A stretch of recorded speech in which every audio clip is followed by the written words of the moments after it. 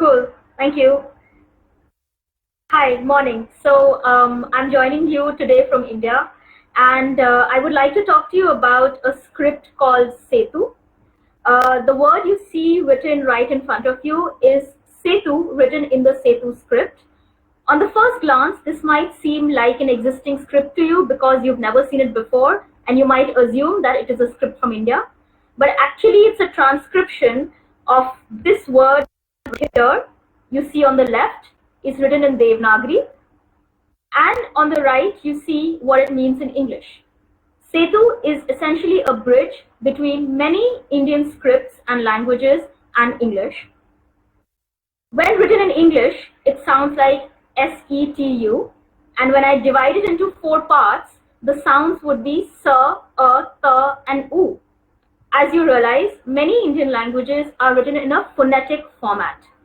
And today we are going to be talking about these formats which can create a bridge between many Indian languages and English as we use it today within the subcontinent.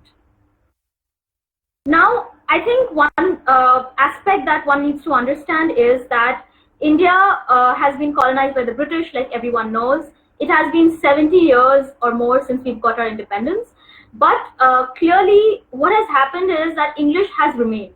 And English has not just remained as a language of the colonizer, but it has actually existed as a communication tool for us amongst many Indians.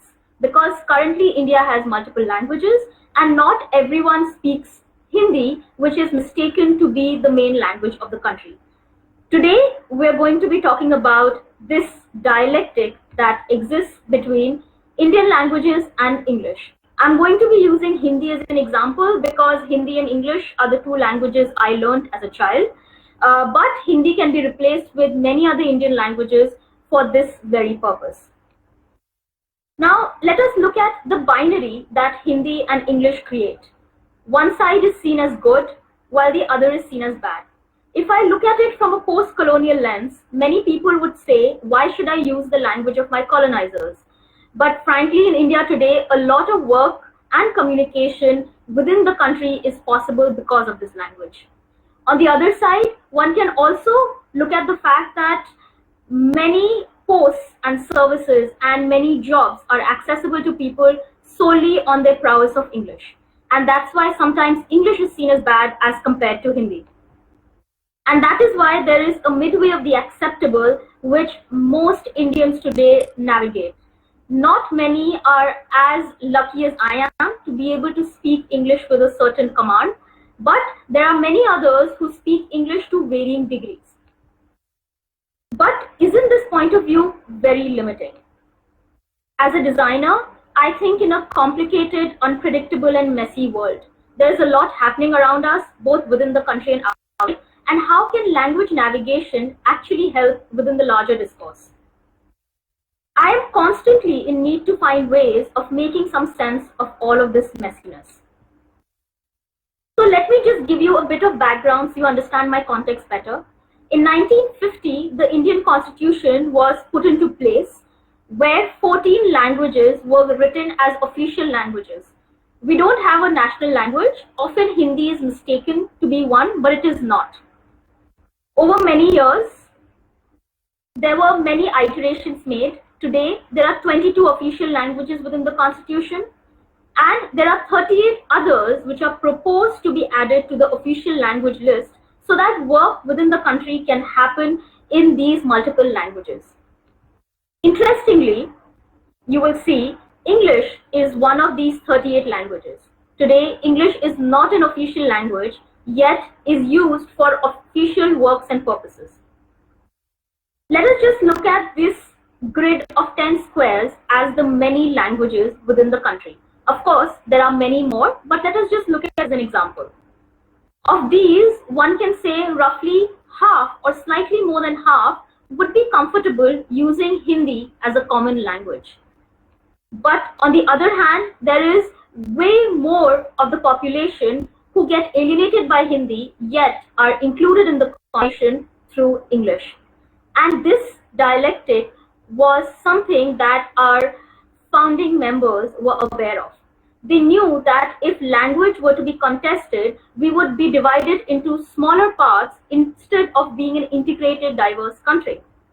And the dialectic of Hindi and English was discussed extensively when they were building the constitution.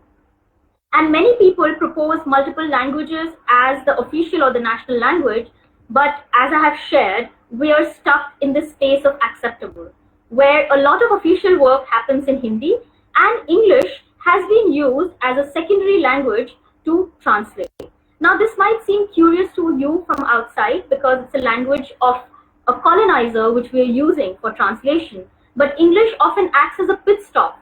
For example, if I want to translate from Hindi to another local language, it is more likely that if I translate it to English, I will find someone else who can translate it to the local language. And this is a common norm. Now, I will share Lo Bianco's model of nationing with you. In 2014, he shared a model where he showed three different ways of nationing or nation building. Number one, when I grow up within a country, I learn the language of a country. For example, Italian, when you grow in Italy, you would learn the language as you grow up. The second is, as an immigrant, if I move to Italy, I'm expected to learn the language. And third is in the terms of foreign language teachers who move out of Italy to teach the language of Italy to everyone else. Now, curiously, in India, these three stages happen in every state of the country. There are many states, and each state has an official language which they use within the state. And hence, this process happens within multiple states of the country, creating lack of communication throughout. This is where the fourth element which comes into play. This hasn't been described by LaBianco directly, but this is the element of the colonizer. The colonizer has left behind a language which many are comfortable using. And today, it is this language that we will be talking about. Let us now take this entire model and look at this as Hindi, which is a language spoken in the larger part of northern India. There are some states who are open to taking in foreign language teachers and are willing to learn Hindi as a secondary language. There are some others who are not as keen, but they teach Hindi as an elective.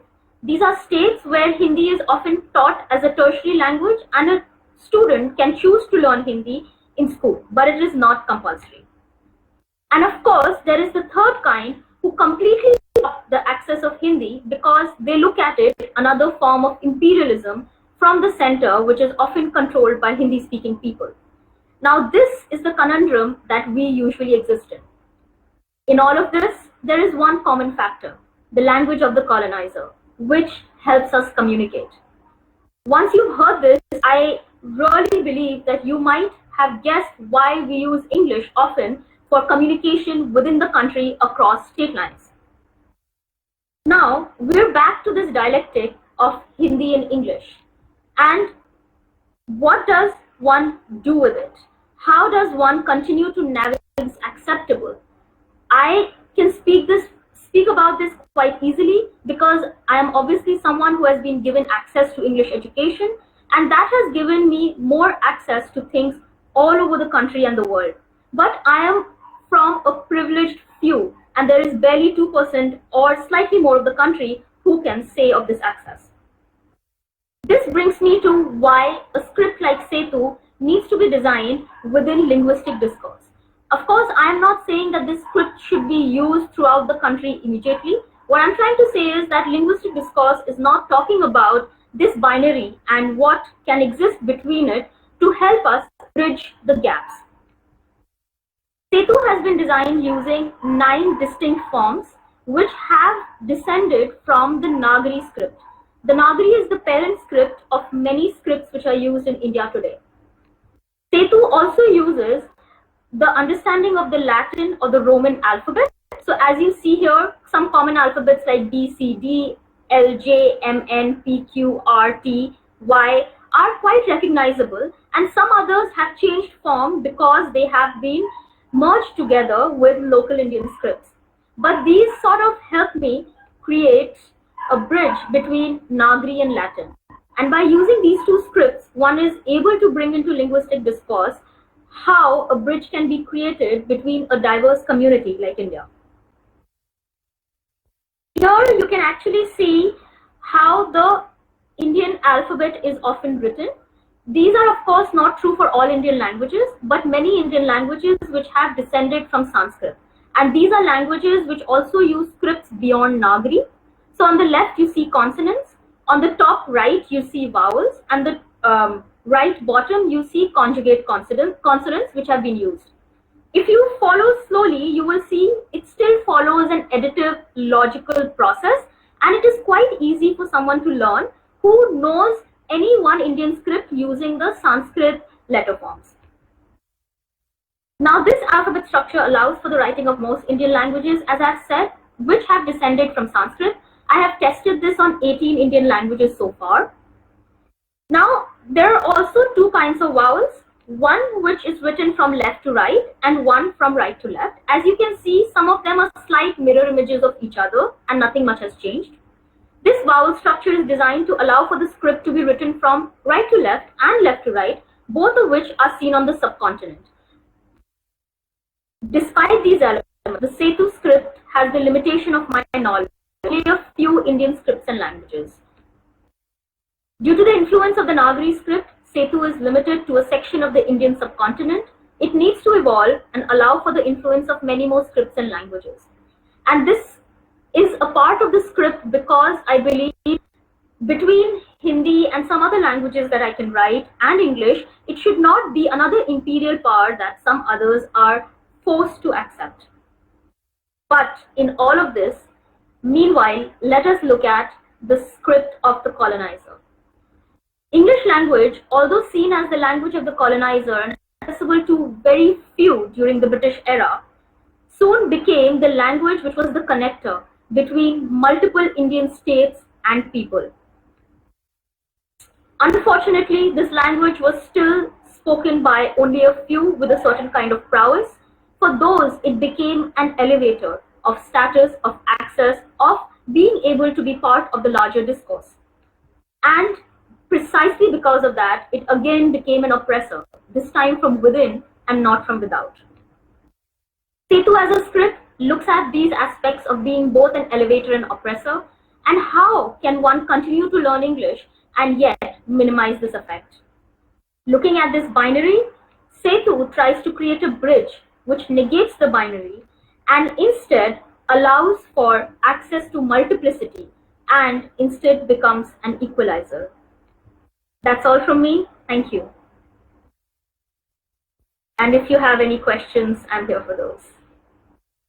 Thank you so much, Mudita, for that very concise presentation, perfectly on time. In fact, I had just written to you that you have 2 minutes left. You anticipated me. So we have some time for questions, please. If there is anybody wishing to ask a question, kindly turn on the mic.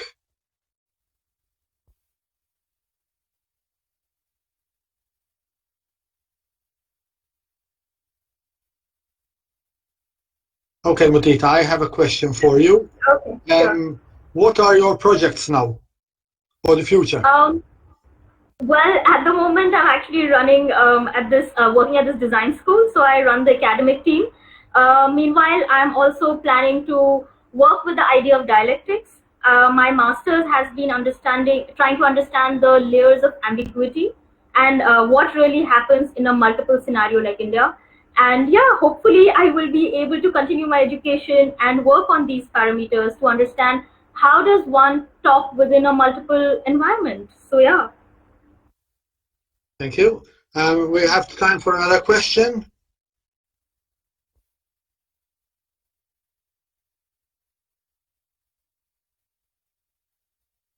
Just another question, not related to the talk. What time is it in India? Oh, it's 4:06 p.m. So yeah. Oh, okay. Thanks. No problem. Mudita, have you got any intention of introducing this Setu in those schools or institutions? Well, currently not really, but I think the idea is that, imagine this script is used in public spaces. So even if I speak a different language from a different state, I could at least read signage, I could read, proper nouns and directions. So it would fairly act like something in Europe. You walk into Germany, you might not know the German words, but you can still fairly read the script. And it really sort of minimizes the gap. And with the political scenario in India, language has been used as a divider. And how can we actually bring something which equalizes and not increases the gap between people? Okay, thank you, Mudita. I don't know whether there are any other questions. One more maybe. You said there is no English is no official language in India. Is that what is the reason for that?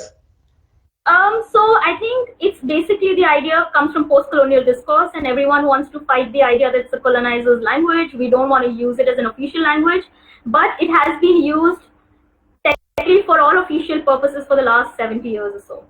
So it's not within the constitution, but still being used for official purposes.